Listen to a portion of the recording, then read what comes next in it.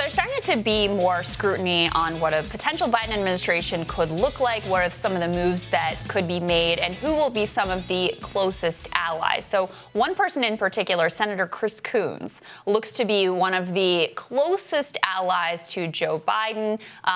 They're very personally and professionally close. They have the same sort of standard issue corporatist ideology, in my view, coming from the same state there.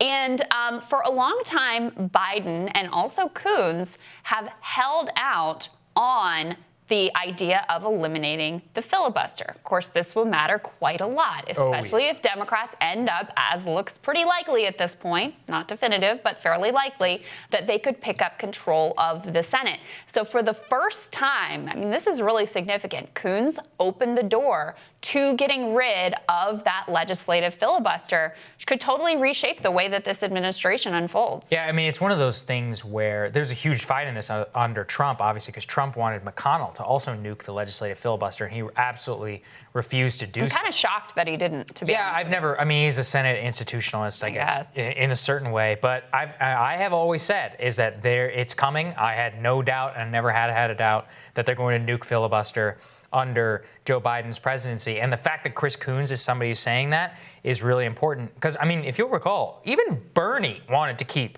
the legislative filibuster. He was like, well, there's a way you can go around it in terms of reconciliation. I think he was talking about Medicare for all. Yeah, I disagreed with that, by the way. I think they should get rid of it. Yeah, I think at this point, I mean, given how broken politics are, if that's just what it takes in order to get things done. But I'm very, I don't want to see it used against me, right? That's what everybody is afraid of it. So it's a big development for somebody like Chris Coons to not rule it out, because 2 years ago he definitely would have. And even in the Democratic field, generally, most people were against it. I don't know where Biden was I think he was asked about it during one of the debates, but I can't remember his answer. It's important. It's just important for what governance and the Biden administration will look like. Yeah, and I mean, this is one of the things.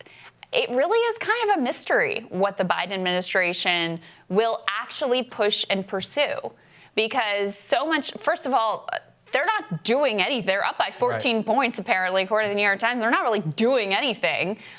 There hasn't been a real affirmative agenda laid out. Now, in fairness, things are changing so quickly that perhaps if you lay that out, that's just going to all get scrambled by current events. But we really don't even have a picture of, is healthcare a priority or jobs a priority?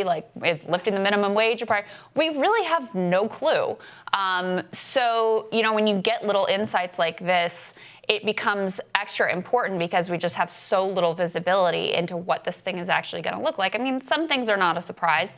We know what his ideology is. We know how he's operated in this town for 50 years. We know he's not going to be FDR as they claim and want people to actually believe. But in terms of emphasis and prioritization and what you're actually going to push for first, we really have no clue. No, I have no idea what a Joe Biden 100 days will look like. The only thing that he's definitively said is the Equality Act, which I think would pass if the Democrats took the Senate. Sure. And so it's stuff like that where you're like, what are your actual priorities? I assume maybe some economy, but even then has not been specific. Payroll taxes, in terms of stimulus checks. What does the man believe? We're in the middle of the worst economic crisis since the Great Depression. I have no clue, and yet somehow he's up 14 points in the polls. So pretty incredible. Somebody explain that one. Staying in the basement. It's working out well for him. Maybe Trump should give that one a try. All right, more Rising for you after this.